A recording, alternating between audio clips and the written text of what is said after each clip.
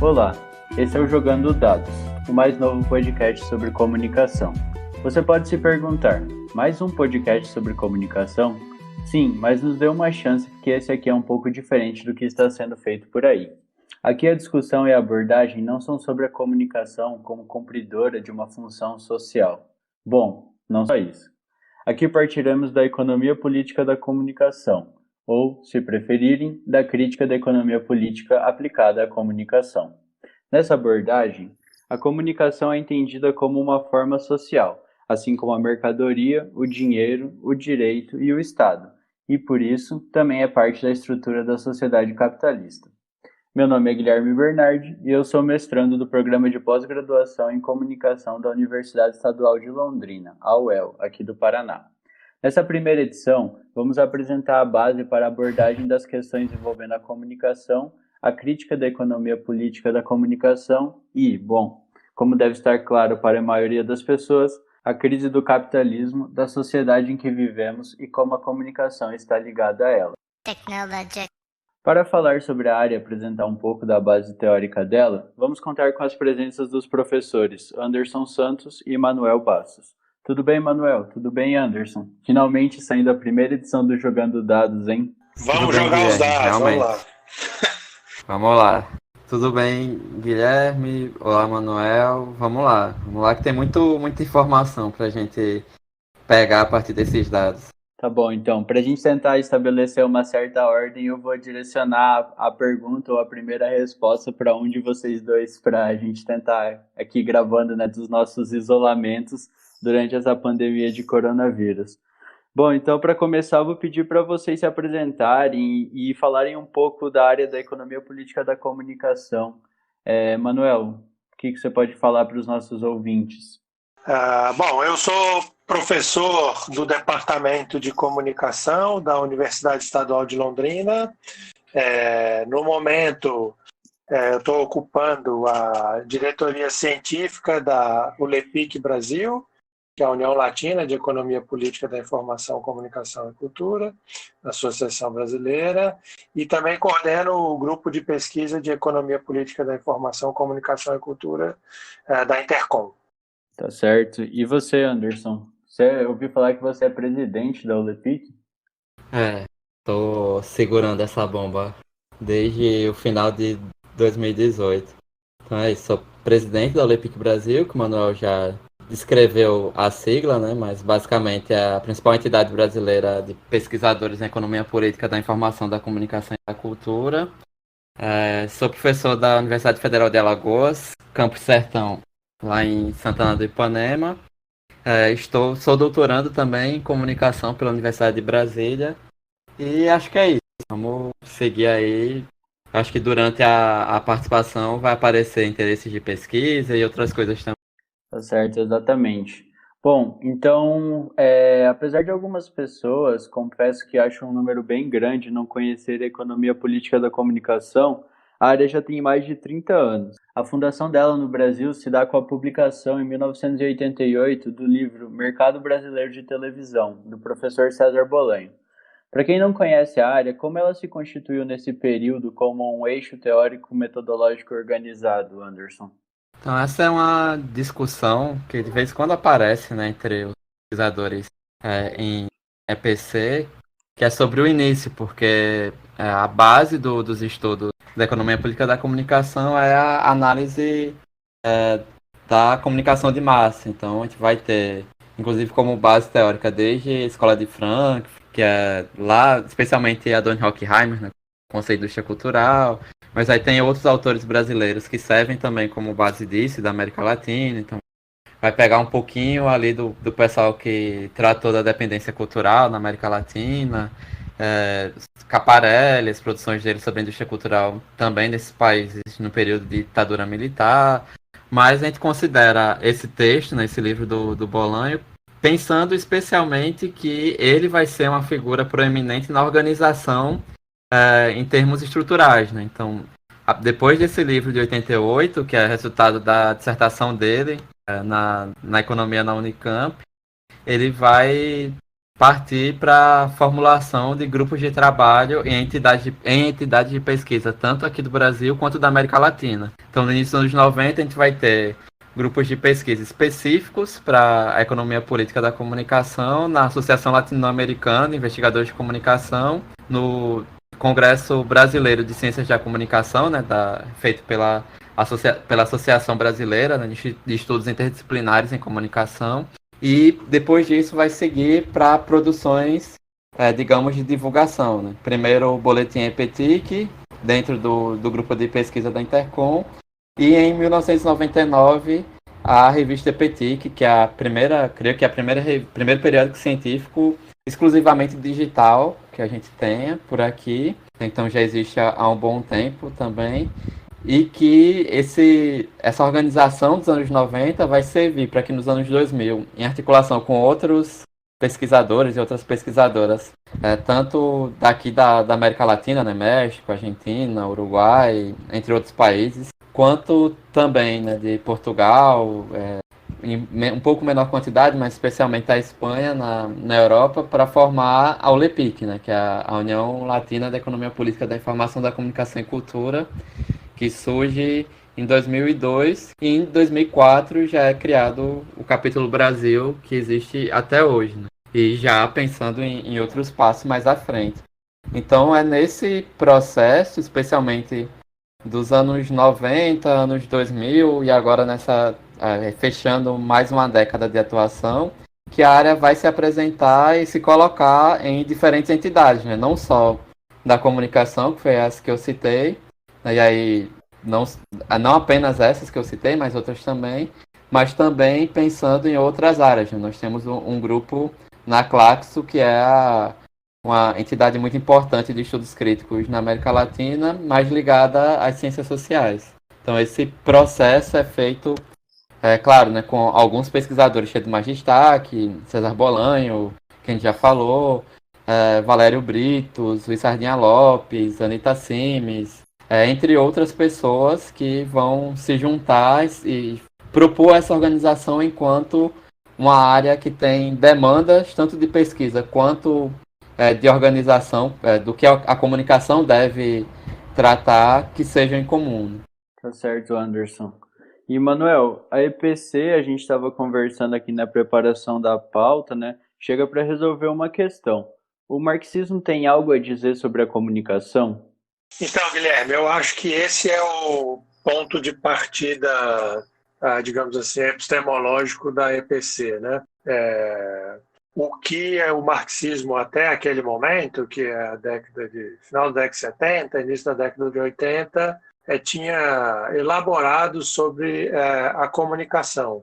Então, isso em várias partes do mundo, né, porque a gente precisa levar isso em consideração, o fato de que as escolas nacionais de economia política se formaram não necessariamente conversando uma com as outras, né, num primeiro momento. Então, em várias partes do mundo, cada qual ao seu modo, passou a lidar com a questão de como o marxismo tinha elaborado, né, argumentos sobre a comunicação e, por sua vez, a EPC resolveu apresentar uma elaboração própria dessa concepção do marxismo frente ao âmbito da comunicação, enfrentando também claramente os debates que já eram crescentes ali nos anos 70, da própria ideia de uma economia da mídia, vamos dizer assim, né? Então, não uma economia política, mas uma economia da mídia. Então, de um lado, enfrentando, por assim dizer, uma concepção neoclássica e, de outro, um debate do marxismo mais, vamos chamar assim, vulgarizado, né? Como tinha apresentado a comunicação até aquele momento. Porque o ponto de partida, aliás, muito próximo a um ponto como um autor como o Raymond Williams desenvolveu, é o problema de entender a comunicação como um elemento de segundo momento, né, de segunda etapa, né?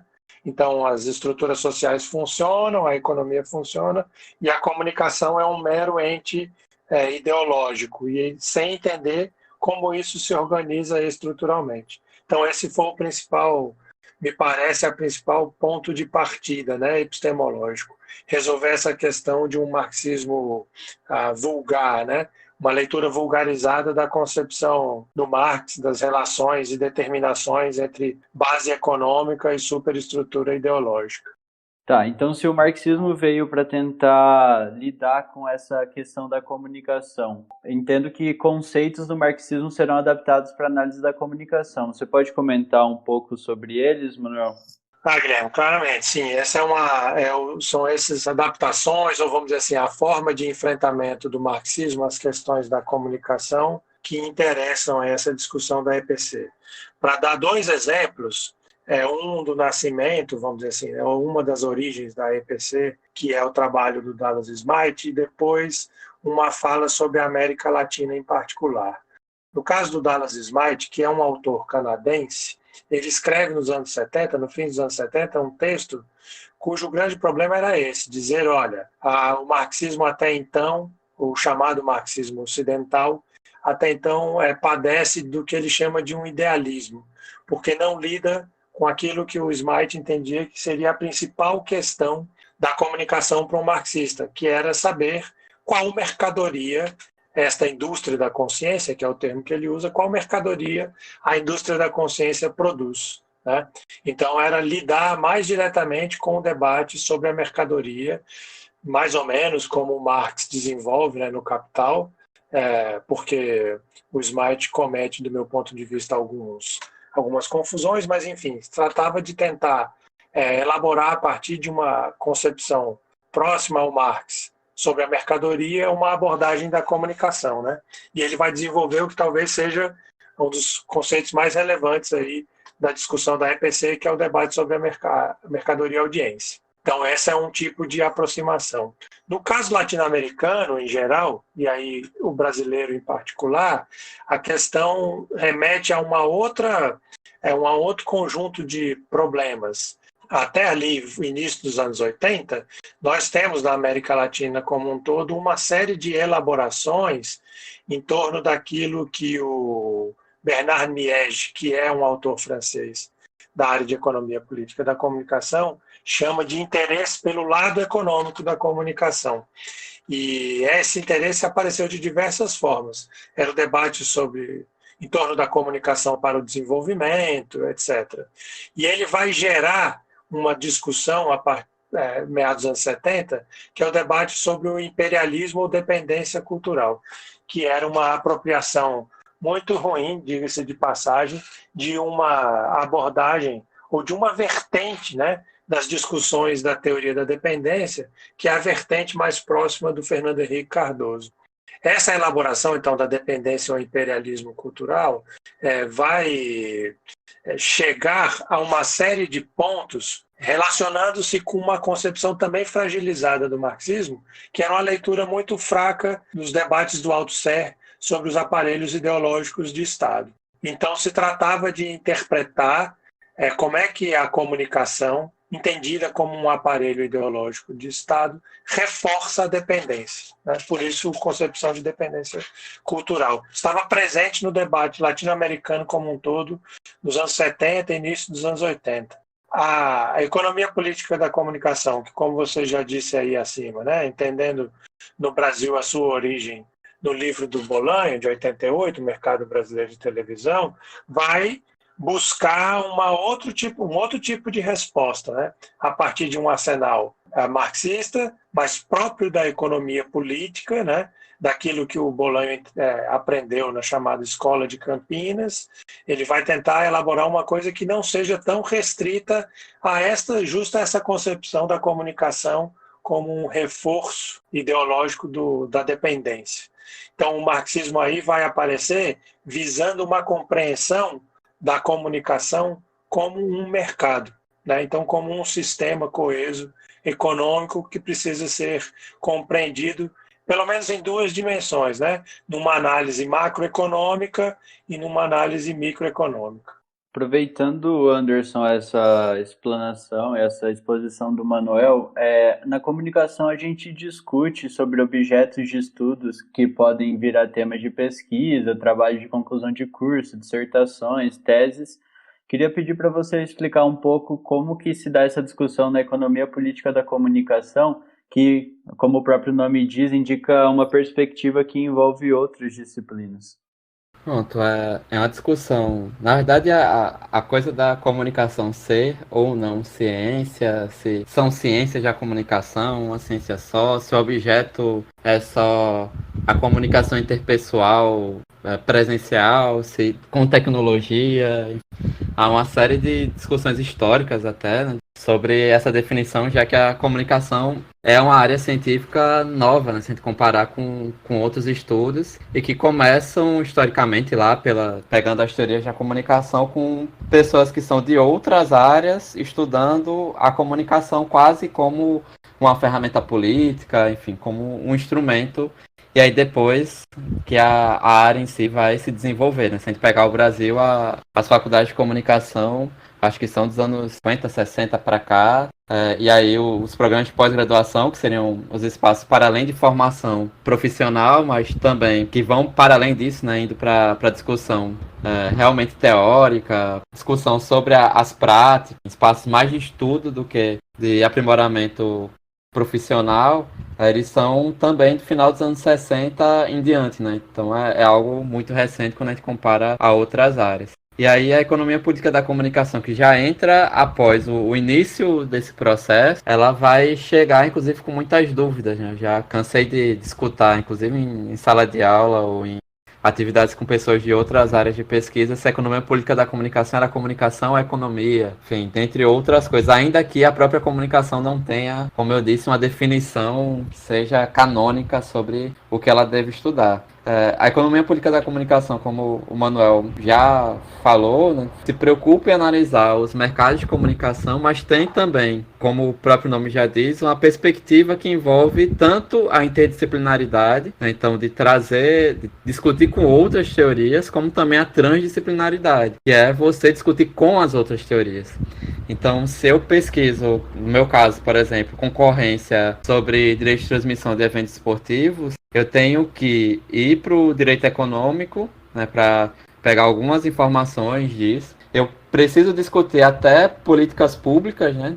Políticas públicas de comunicação e cultura, ou só políticas públicas. E enquanto pesquisador de futebol, eu posso trazer para a minha discussão os estudos culturais, né? Quais os efeitos de acordos de transmissão para determinada emissora, quais os efeitos disso nos torcedores. Então eu trabalho a partir de uma base que já é consistente historicamente, que já tem adaptações de alguns elementos de outras teorias, né? Não só da teoria marxista, mas a teoria da concorrência, a teoria que trata da indústria cultural na Escola de Frankfurt, enfim, entre outros elementos que possa trazer, mas também eu posso dialogar diretamente com eles, claro, determinando um espaço. E aí isso pode trazer algumas complicações sobre o como estudar, mas eu geralmente defendo que essa é uma questão que eu vejo com muito mais qualidade, né? Nossa, a possibilidade de você dialogar com outras ciências, claro, mantendo todo o cuidado metodológico e de método quanto a isso, mas se aproveitar disso para construir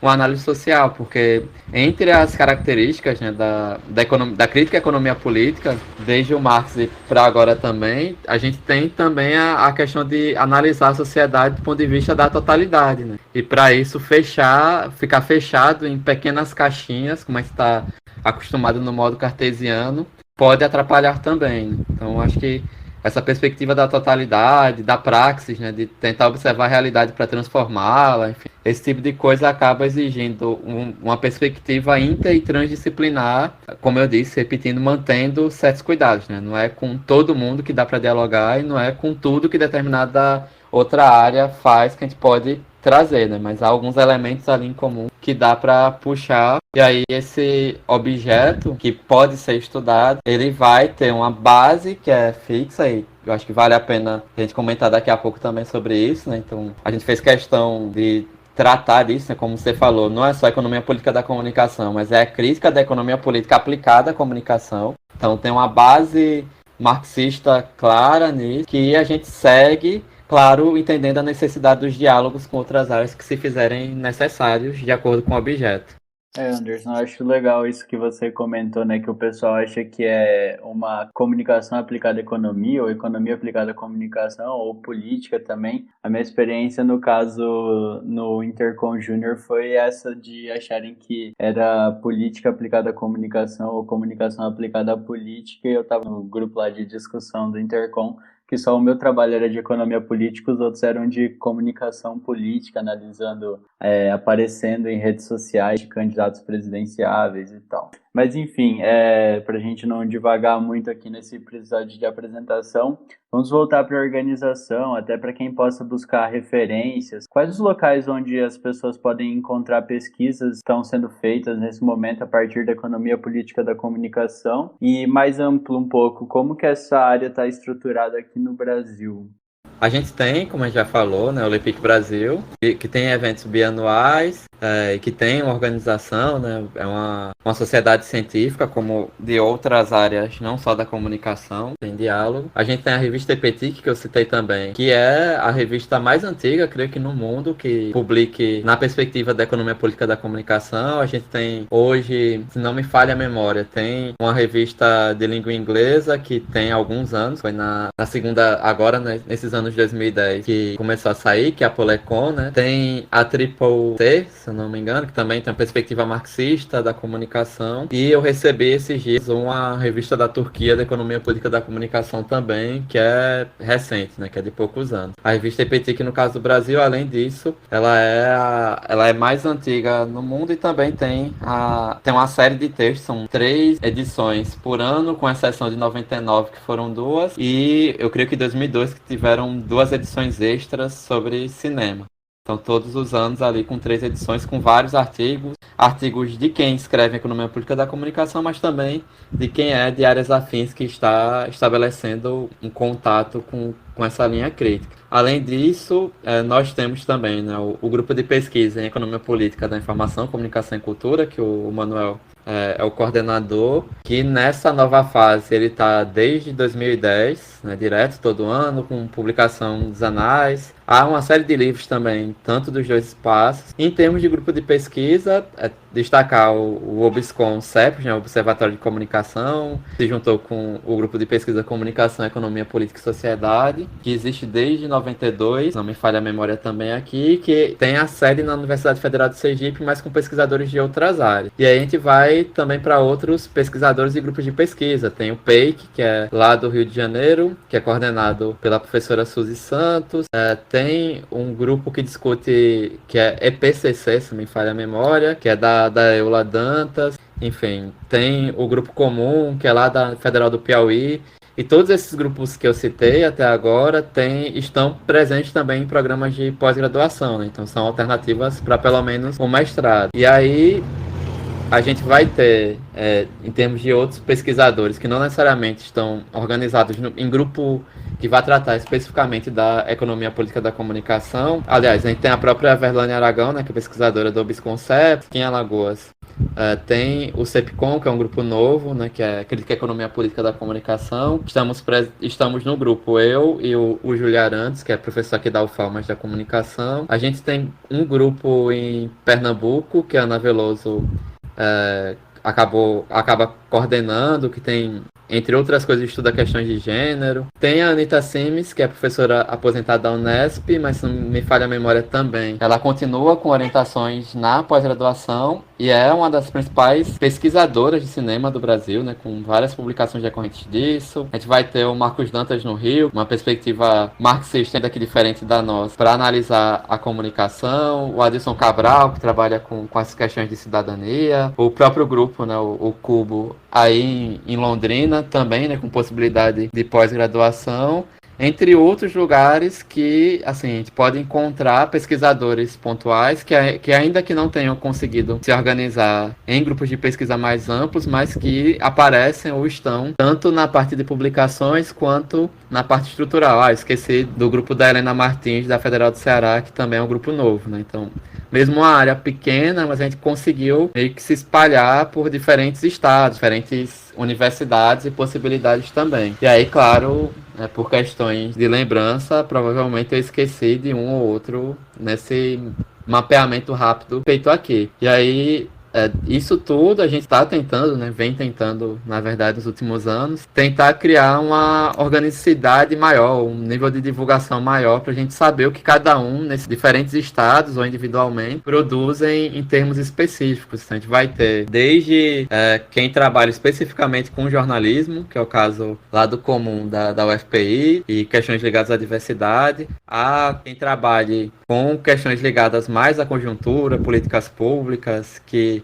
é o caso especialmente do coletivo EPCC, né, comandado pela Eula Dantas, os trabalhos sobre internet, sobre a questão do trabalho, né, o trabalho enquanto conceito, tanto o Bisconcepts quanto o Marcos Dantas, seus orientantes trabalham disso. Discussão sobre coronelismo eletrônico, propriedade de mídia, que é o caso do PEIC com a Suzy, e por aí vai, né? Tem uma variedade de possibilidades de temas a serem pesquisados e de locais também, claro que dentro das singularidades, especificidades de cada programa que esses grupos ou esses pesquisadores e pesquisadoras estão lotados. Depois dessa revisão das pesquisas feitas no Brasil, né? Claro, o Anderson até citou que talvez tenha esquecido algum ou outro, mas o tanto de nomes e referências citados aqui dá para os nossos ouvintes organizarem anos aí de estudo e de leitura. Mas voltando aqui para finalizar, qual a importância de criar ferramentas comunicacionais de difusão do que é produzido? Como surgiu, por exemplo, a ideia da criação desse podcast, Manuel?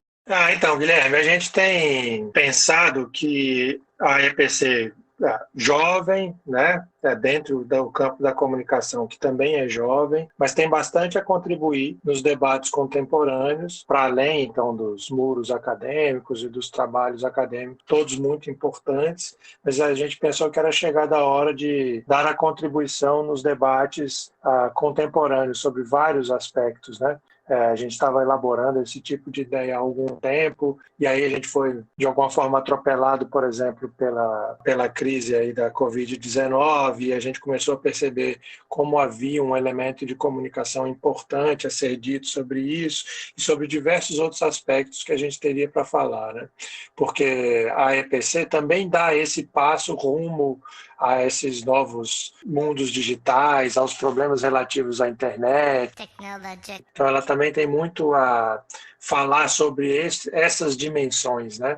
Então, de como isso interfere ou participa da vida das pessoas, de certa forma é um dos elementos organizadores aí das formas de socialização, né? Então, a comunicação é uma dessas formas de socialização que seria decisivo entender. Então, para nós era um desafio entrar nessa discussão também nos âmbitos da própria comunicação, oferecendo informações a partir de uma das ferramentas possíveis, que é a produção de um podcast. Então, a gente começou a elaborar isso, fomos juntando figurinhas, já tem um tempo que vem conversando, especialmente com o Anderson, né, no âmbito da diretoria da ULEPIC Brasil, que a gente precisava tentar elaborar alguma coisa nesse sentido. Então, os trabalhos do Anderson têm culminado nas suas questões, enfim, né, o Anderson já faz outras experiências em torno disso, da produção de podcast, etc. Você também, Guilherme, aqui em Londrina também elaborando uma série de atividades nesse sentido. Aí era a hora, né? Vamos tentar elaborar um programa que traga discussões relevantes do ponto de vista da economia política, da comunicação. E aí a gente veio aqui jogar esses dados para o pessoal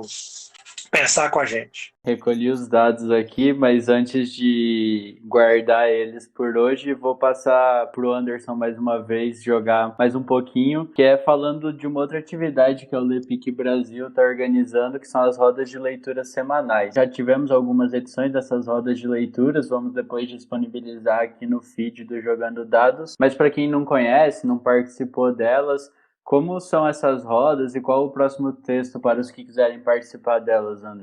A ideia das rodas de leitura, primeiro, tem a necessidade de estar em quarentena, né? Então, essa é a primeira questão importante e uma preocupação particular, né, da gente tentar movimentar as pessoas para além da discussão sobre a própria quarentena, o que nos leva a isso, a discussão política disso. E aí já era uma demanda, quer dizer, vai continuar sendo, né, mas é uma demanda antiga, a gente conseguir juntar um grupo de pessoas para estudar alguns conceitos ou debater alguns alguns conceitos. Como a minha preocupação era em relação ao tempo, inclusive ao psicológico, né, da gente conseguir ler textos ou artigos muito longos, a opção foi por roda de leitura. Então, pegar trechos de capítulos de livro, de artigos científicos, para ler e fazer a discussão de algumas coisas relativas àquilo ali. Então, a gente começou com o primeiro texto discutindo as possíveis colaborações do economista Celso Furtado para a economia política da comunicação, para as questões da cultura, de políticas públicas ligadas à cultura. Aí passou para um texto da Verlane Aragão sobre quais os elementos que poderiam ser, quais os conceitos e quais os elementos que a gente poderia utilizar para dialogar com os estudos culturais, né? Uma necessidade apontada há alguns anos já, né? Para além da disputa de dois campos que são da base, que surgem, na verdade, da base marxista. E aí, a partir dessa discussão, o último texto foi sobre a categoria da mercadoria audiência, né? Por enquanto, fixando nessa discussão a partir dos meios de distribuição gratuita, enfim, TV, rádio, entre outras questões que acabaram aparecendo também, inclusive sobre o próprio conceito de mercadoria na perspectiva de Marx. E aí, a partir dessa, dando continuidade nessa trajetória, no próximo dia 20 de abril, à noite, né, às 20 horas, a gente vai discutir o valor nas mídias sociais, que é uma discussão pesada e atualíssima na perspectiva crítica da comunicação, da ciência da informação também, a partir de um artigo do Rodrigo Moreno Marques, que é da área de ciências da informação e professor da Federal de Minas Gerais, que é o trabalho e valor nas mídias sociais, uma análise sobre as lentes do marxismo. E aí, para participar, a gente tem uma sala, né, no Jitsi, que inclusive vale ressaltar que é uma plataforma que até agora se mostra segura também, né, em relação a dados e tal, que precisa ou não colocar, já que basta o link para entrar. E aí, quem tiver curiosidade ou quem tiver a necessidade, quem quiser participar, na verdade, né, do próximo debate ou saber mais disso, é só entrar em contato pelo e-mail da entidade, né, que é o LEPIC, o LEPICC.br@gmail.com, porque ao menos por enquanto, até pela quantidade de pessoas, a gente não divulgou para além da lista de sócias e sócios da Olepic Brasil, né, para tentar manter uma quantidade razoável, ainda que eu fazer uma confissão no podcast. Primeira roda de leitura, por um engano meu, eu acabei divulgando na lista de sócios da Intercom também. Como era para discussão teórica sobre EPC, estava claro isso, eu disse, vou deixar, não vou fazer errata nem nada. E de toda forma não apareceu ninguém fora da EPC até agora nessas discussões. E nem ninguém também da outra associação resolveu tentar dialogar. Então, espero que com o podcast possam aparecer outras pessoas interessadas e que não estão, né, nessas listas de e-mail. Tá certo. Acho que é isso para um primeiro episódio. Queria agradecer aqui o Anderson e o Manuel. Falar que foi uma primeira experiência, né? Gravar aqui pela internet, tendo que resolver problemas de conexão. Mas acho que cumprimos com o objetivo e nos vemos semana que vem, né? Próxima semana vamos falar um pouco sobre desinformação, governo Bolsonaro, entrar num tema um pouco mais quente. Queria pedir para vocês se despedirem, então, os nossos ouvintes e deixar um recadinho aí para voltarem a se conectar e ouvir a gente na semana que vem. Então, Guilherme, foi bom demais, já foi um primeiro momento, nós estamos aprendendo a mexer nas dinâmicas digitais. A proposta inicial era gravar no estúdio e a gente está em casa, né? Então, estamos todos aí na quarentena fazendo esse trabalho e a gente vai, a partir de agora, chamar a discussão dos debates contemporâneos e trazendo a EPC para esses debates. Queria, então, também agradecer aí a conversa com o Anderson e até a semana que vem. É isso, agradecer a condução do Guilherme. Para primeiro, a ideia era que fosse realmente um episódio piloto para explicar a proposta, explicar, claro, né, da forma possível, resumida,